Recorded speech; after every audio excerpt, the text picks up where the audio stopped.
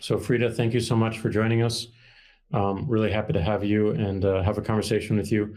I wanted just to start with just giving everyone a sense of who you are and your background. Where do you come from, and what brought you to this point today? Thank you, Jack. I'm Farida Naburema. I was born and raised in a West African country called Togo, located between Ghana and Benin on the West African coast. It's a small country of 8 million people, rich culture. But I myself, I have been an activist for many years.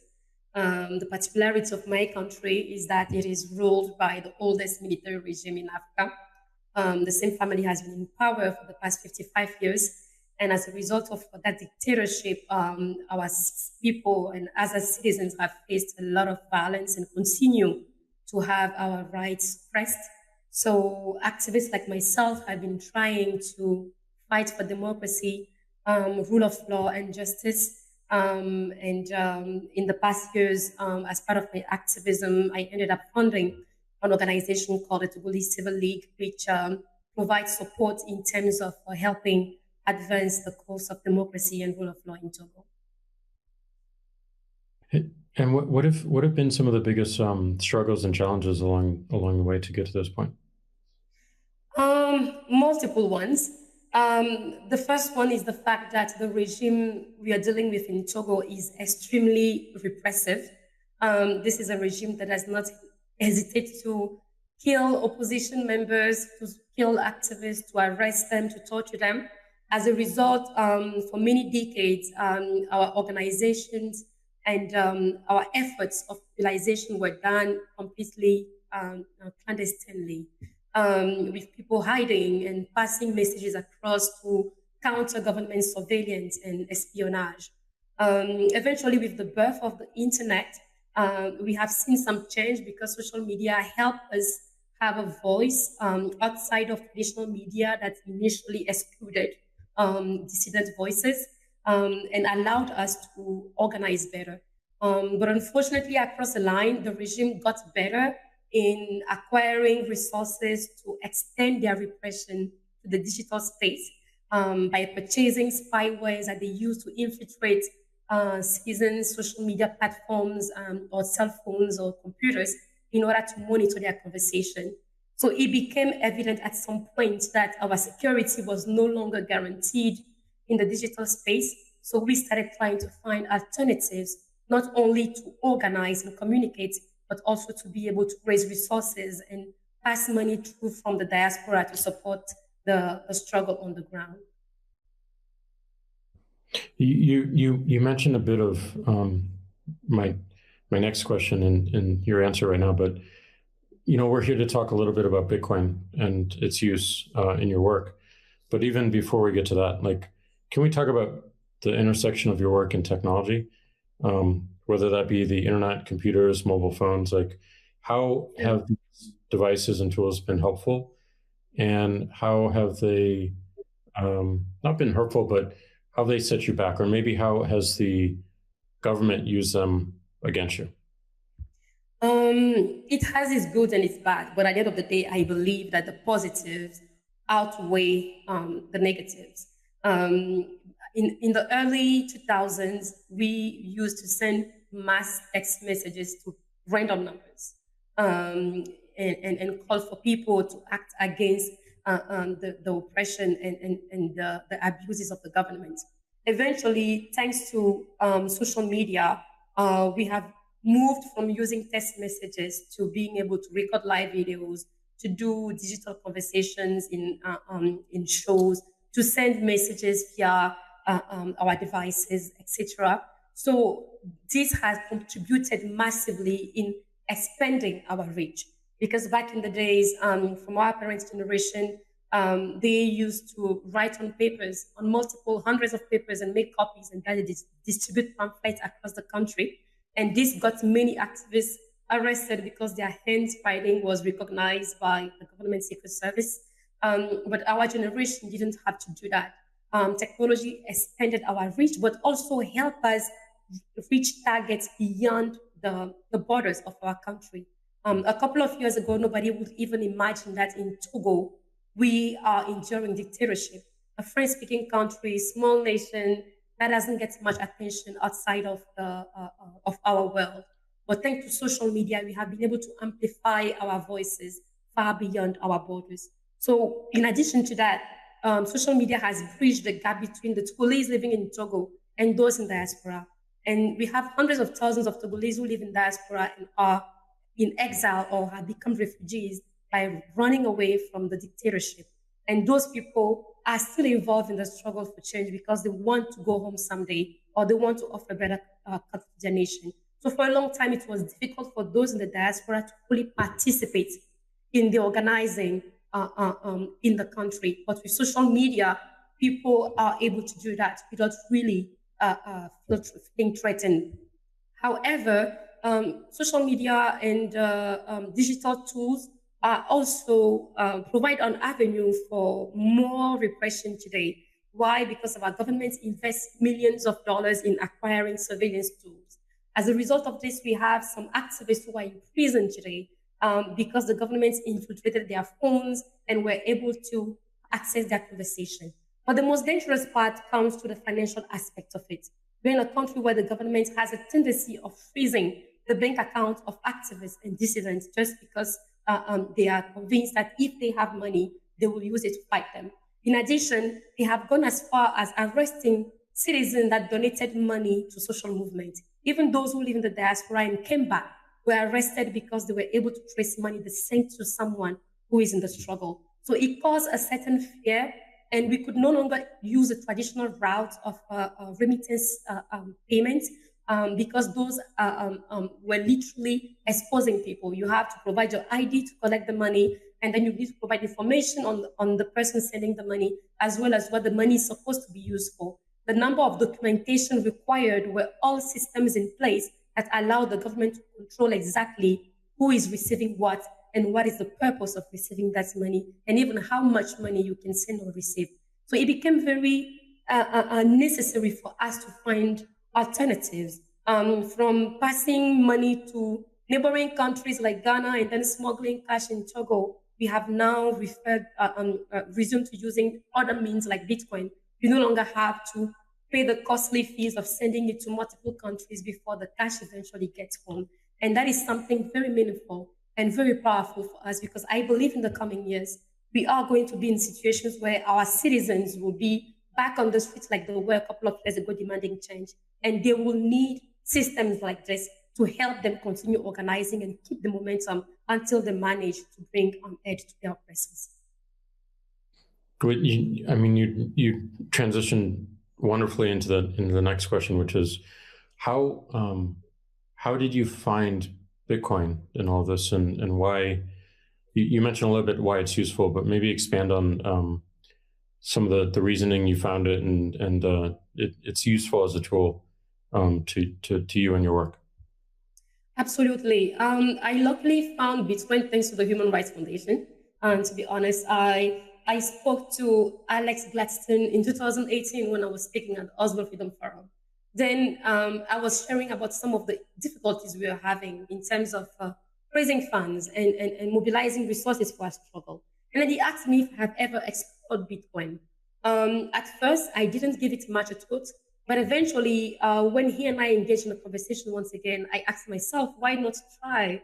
And at that time, it was only something I was interested in as a tool. When he taught me about it, and I did more research to understand how it works, how to buy it and send it, and then I eventually taught members of my movement how to set it up and receive it. We were only interested in making it easier for us to access money, send money, and receive money. But then eventually, I tried to dive in more into understanding the philosophy of Bitcoin itself. Then I realized that it is something that is built on financial freedom. The idea that institutions and governments and people shouldn't have a total control of people's monetary freedom. And that institutions shouldn't have the power to prevent people from accessing their own resources, spending their own money. Then it also made me realize that we have countless of people in countries like mine. In Togo, for example, about 70% of the people don't have bank accounts. And for a long time, those people were completely excluded from the monetary systems. It means they cannot access loans, they can never obtain things like student loans or mortgage and stuff like that. And then eventually they started using mobile money by using their cell phone numbers as their bank accounts. But recently, our governments have changed the procedures around mobile money. In the name of fighting crime, they now require citizens to provide IDs before they open a mobile money account. Let's we live in countries where more than 50% of our people don't have IDs. They don't even have birth certificates because we have a huge infrastructural problem. So by putting those things in place, they are making it completely difficult, if not impossible, for a certain group of people to have access to money and to be able to spend money. And this becomes restrictive in many ways, from accessing healthcare to accessing education or even providing better opportunities for their children. It becomes very restrictive. In terms of the usefulness for Bitcoin, how you found it through HRF and Alex, but how have you found other people's adoption within your country? Is it challenging? Is it easy for them to understand? Do they, what does it take for them to understand the utility and it as a tool that might be able to help some of the work? Absolutely. Initially, when we started using Bitcoin in our small activist community, we thought it was something that us activists were the only one using. Then eventually, a chain analysis report was published, I think, sometime last year. And then Togo was placed among the top 10 countries having the fastest Bitcoin adoption rate per capita. And I was very surprised. And I started digging more into that. And I realized that people were naturally adopting Bitcoin because it was solving a lot of their problems. For being unable to send money to certain countries, to our traders that operate in the region, in West Africa, for example. In Togo, the Togolese buy a lot from Nigeria and they buy a lot from Ghana. And each Ghana and Nigeria have their own currencies. And those currencies are constantly depreciating, which makes it difficult to traders to plan, etc. So people started using Bitcoin as an avenue for trade. And some others were exploring Bitcoin as a way of building wealth. Because initially, one of the surest way for people to build wealth is to buy land. But we also have massive land litigation issues with the fact that we don't have centralized registries. As a result, the same land is sold to 20 people and then they all end up in court fighting for the following 20 years. So people are looking for more secure ways of investing their money, keeping it safe from government. In Togo, we started an education program called the Gaye Academy. For us, education is key for two reasons. Number one, once people understand the power of Bitcoin and know how to access it, they naturally want to adopt it because everybody wants freedom and everybody wants protection from systems of financial repression. Number two, education also protects them a bit from people who have the knowledge and try to scam them or take advantage of their ignorance to make faraminous promises to them by telling them, let me buy you Bitcoin and then in 2 weeks you become a billionaire. There are people who were victims, who fell victims of such scams and ended up thinking, unfortunately, that Bitcoin is a scam when actually it is people who use Bitcoin as an avenue to scam them. So educating people solves a lot of those problems, but it also makes people understand finally what money is and how money works. I felt a bit robbed of something when I started studying Bitcoin, and the more I was studying Bitcoin, the more I realized that there was never a time throughout my education process from primary to school to university where I was taught about how money works.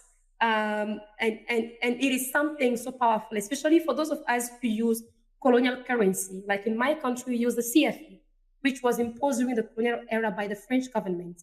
That CFA requires our government to put 65% of our reserves, our gold reserves, into the French bank. And in addition, the French bank takes another 15% to guarantee what they call the conversion rate of our currency. The currency is pegged to the euro. And as a result of this, we have a lot of issues because we don't have a central bank that can decide to print more money or to reduce the circulation of cash in order to curtail inflation like some countries do. So we were never explained how money works and what are the impacts of the colonial currency on our economy. But by studying Bitcoin, I started understanding better how money works overall and realizing that the system we have in place in my country is not only abusive, but is not sustainable for us. How large do you think the community in Togo is that understands what you just stated in terms of how money works and how Bitcoin might be, a tool to at least bring more transparency to how money works? It will be hard to put a number on it, but in the recent years, thanks to the effort of anti-CFA activists, because there are 15 African countries that are using the same money, and in many of those countries, there have been constant efforts to push back. In Togo, for example, our first president, who we elected in 1958, was assassinated a month after declaring the creation of the Togolese franc by former soldiers of the French colonial army. And those soldiers have been ruling Togo for the past 55 years. So there have been attempts by some governments and some presidents in the past to change things, and most of them were killed and some were removed from power.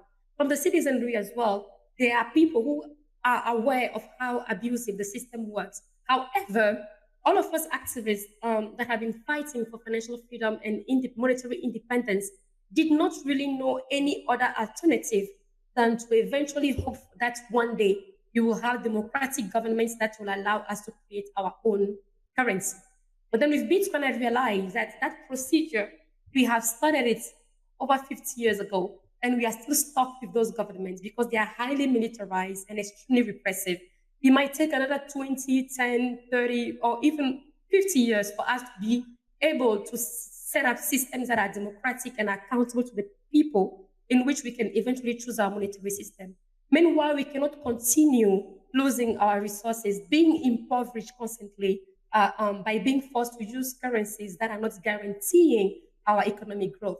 So that's when I started teaching and preaching about the avenue, the possibility of using Bitcoin as an avenue of monetary decolonization. And my point is that we don't have to wait to create our own individual currencies. Maybe our economies are too fragile to even attempt that. However, Bitcoin, I see it as the currency of humanity, which was not created specifically by a system to oppress another group of people or to force another group of people into using money that has not much value outside of their small borders. So by looking into Bitcoin, people are offering themselves a chance to use a currency that is global, that is adopted by all without distinction of their race or ethnicity or language or stuff like that. And beyond this, it also provides us to have the opportunity to have some agency by contributing to the protocol, by developing solutions that make it easier for us to access based on our realities. We still have a huge amount of our populations that don't have access to the internet. While in most Western countries, people easily acquire Bitcoin online, it is a challenge in our countries where peer-to-peer is peer-to-peer is the easiest way to acquire it because people don't have, not everybody has internet. So developing solutions that make it easier for people to access it, even when they have no internet, is something that could be helpful. And also making it possible for people to have the information and the knowledge in their local languages. Because translating the Bitcoin white paper, for example, in our local language, make people understand the philosophy itself and makes them partake into that effort. It is no longer an adoption of convenience, but it's an adoption that is extremely genuine, that is rooted in their belief in building independent monetary systems. So you talked a lot about the virtues of the tools and some of the challenges, but maybe we just focus a little bit on the specific challenges of Bitcoin vis-a-vis adoption, people, but also the government as well. Like, where do you see the upcoming challenges in you as an activist and the general population using this tool, and how will the government react? In Togo, so far, we haven't seen a government effort to restrict the use of Bitcoin. In other countries like Nigeria, the government took the extra mile to prevent people from using Bitcoin. However, we still have a huge issue in terms of access. Number one, people are not used to the platforms to be able to buy Bitcoin. In secondary, we don't have enough merchants that accept Bitcoin as a form of payment, and because people have a low income, when they buy it, they have to spend it. They are not in the, most of them are not in the business of acquiring it and holding it and expecting one day it will blow. It is money they are using for day-to-day exchanges or remittance they are sending to families for survival. So having more merchants accepting it is crucial to expand the circular economy. Number two, we have a strong problem with storage for two reasons. Number one, the major cold storage companies don't have any offices, or how do I even call it, representatives in our countries. So people cannot buy the cold storage unless they are able to order it abroad in Europe or in the US and pay very high fees for international shipping. So it makes it even more costly for people to be able to store their money. And when it comes to Bitcoin, people are a bit afraid of storing it online, especially in countries where the government can just shut down the internet, completely shut down the internet getaway. So sometimes even with the VPN, you still cannot access the internet. People are afraid of having money in a digital space where, in case they just shut it down, you may not even be able to access your own money. So providing access is something that is extremely important. Creating a circular economy is also important. And this can be achieved by education programs, but also by providing incentives to local merchants, by educating local businesses and entrepreneurs about how Bitcoin could improve their businesses, increase their revenue. Because at the end of the day, they are into business to make more money. And understanding that Bitcoin can guarantee some form of returns, positive returns, helps them to that extent. The other challenge is that we still have a huge deficit in the number of African developers and engineers who can provide solutions to companies on the ground. So people are afraid of adopting something that they will be having issues, technical issues with, and there aren't people to help them fix those issues. So being able to train more software engineers on Bitcoin and Lightning engineers, it is something that is going to help more businesses adopt the payment. And this can also be achieved by partnering with universities to create programs, because we have countless of universities that have computer science departments, and we train thousands of students in computer engineering on a yearly basis. But you can barely count the number of those universities that have courses on building on Bitcoin and Lightning. So providing more support to the educational sector is also important.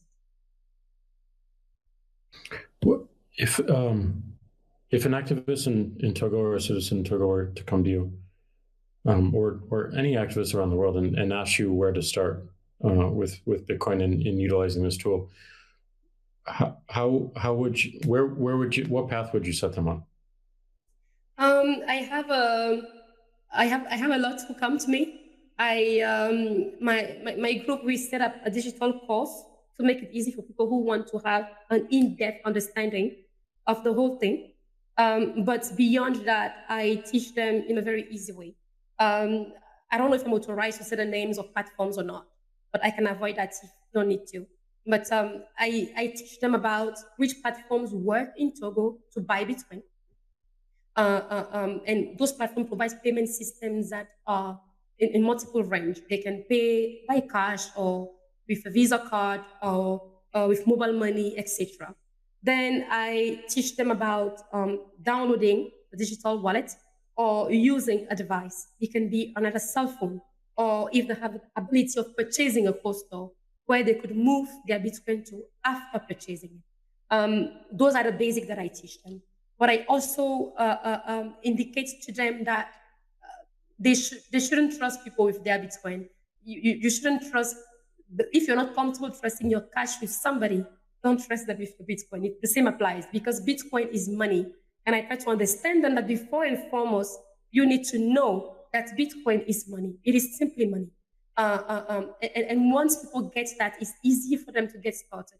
Then we have information For those who want to better understand back from the beginning what cryptography means and what blockchain means and why Bitcoin blockchain is the one we call people to be on, and why Bitcoin currency the one we believe in regards to the fact that we have thousands of currencies that are available today. Because there are people who come in and are like, I've heard there's this new currency that may sound interesting. Do you think I should buy that? And I'm like, no, I think you should just focus on Bitcoin.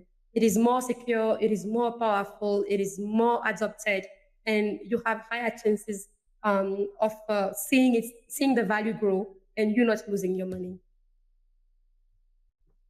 Where do you think the larger Bitcoin community can help your efforts and your work, whether that be folks like Alex at the HRF or companies like ours or the open source developer community?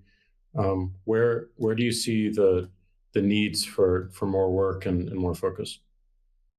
Um, the work comes in. I think there are multiple needs at multiple level. I believe for me that increasing adoption should be a movement that is driven by social justice activists, because it is at the end of the day about financial freedom, and social justice activists mostly fight for freedom. But then it should also be led by engineers who listen to people and citizens and understand their problems so that they can build solutions that solve those problems.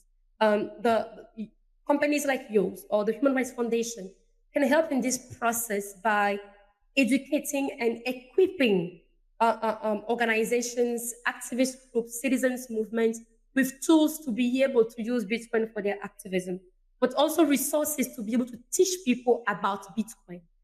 It shouldn't be something that is done only out of needs and convenience. It is something that should be done out of belief in the concept itself and belief in the philosophy of Bitcoin. And you mentioned the developer community in Togo and maybe broadly across the continent. What are some of the other ways to support getting more folks from your country to be able to contribute to the protocol itself, not just be consumers of the tool, Yeah. but contribute to the direction as well? It's a good question. I will say partnering with universities, creating training programs that allow already trained engineers to gain faster skills on how to build and how to contribute to the protocol. We have a huge interest that is already existent, but then people are lacking the information and the resources.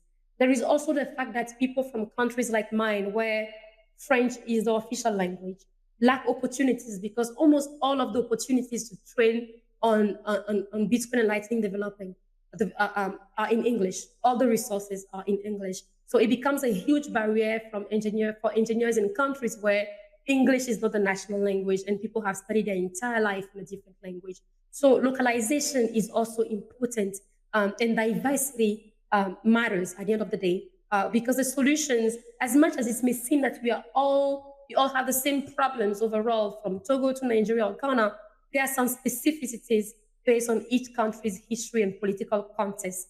In Ghana, for example, a citizen can open a foreign currency account in dollars. In Ghana, in Togo, you can't unless you have a special authorization from the Minister of Commerce and Trade, which 99% of citizens can never obtain. So the realities are also different from country. Increasing access to trainings and educations and opportunities of internship and work is also valuable and important. Excellent. I think that's it, Frida. Thank you so much for your work and also your time explaining why this technology is important and also ways for the community to help and contribute. And we'll keep in touch and make sure that like we're committing to some of the needs and sharing as much information as possible to bring everyone to the forefront as soon as we can and increase adoption. I agree with you.